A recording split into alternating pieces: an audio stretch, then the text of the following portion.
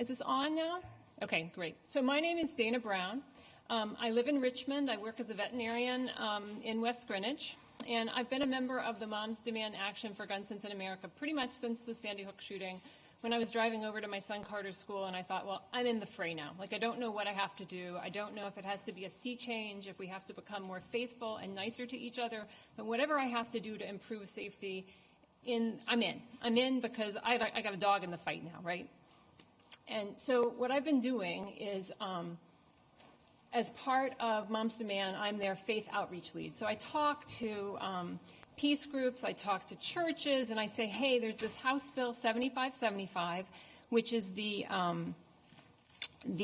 Protect Rhode Island Families Act. And I talk about domestic abuse there.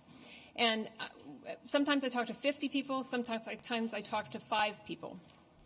And always, or when I'm finished talking to 5 or 50 people, I go out to my car and I'm alone, and a woman will approach me and she'll say, Dana, I need to tell you something.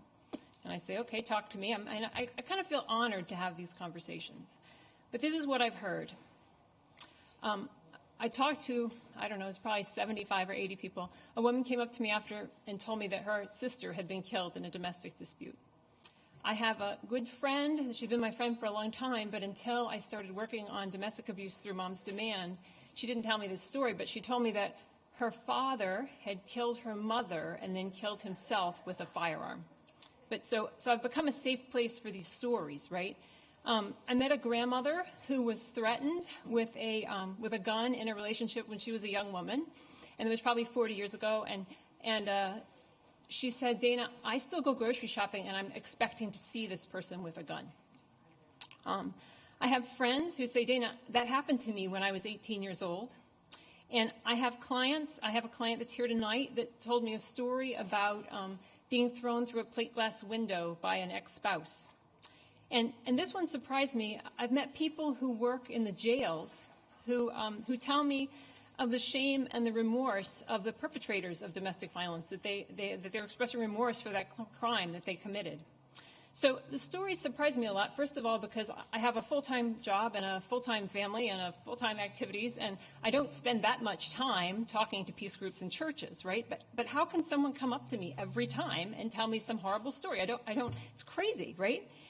So those are people that I never suspected that their lives had been touched by domestic abuse. So I live in a safe home. I didn't really think that much about domestic abuse because it's not something I have experienced. And I think we all need to give thanks if we live in safe homes, because I think that's important, right?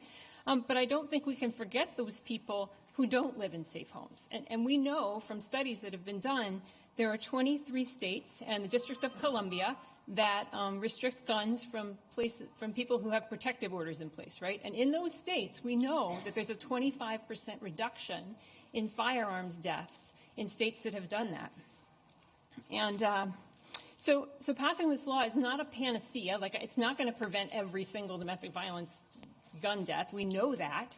But we also know that it could cause a 25% reduction in gun deaths from domestic abuse from other states that have done it. So I guess I have 2 thoughts here. One is, if you haven't talked to people about domestic abuse, just go home tomorrow and say, hey, there were these hearings on domestic abuse. Like, I've never heard of anyone being, any situations like this. What do you know? And just see if you're a safe place for that information, what do you hear? Because I think that it happens more often than we think that it happens. And I don't think people have a safe place to talk about it. It's not something that you talk about in a nice conversation, right? And so I'm urging you to pass House Bill 7575. And thank you so much.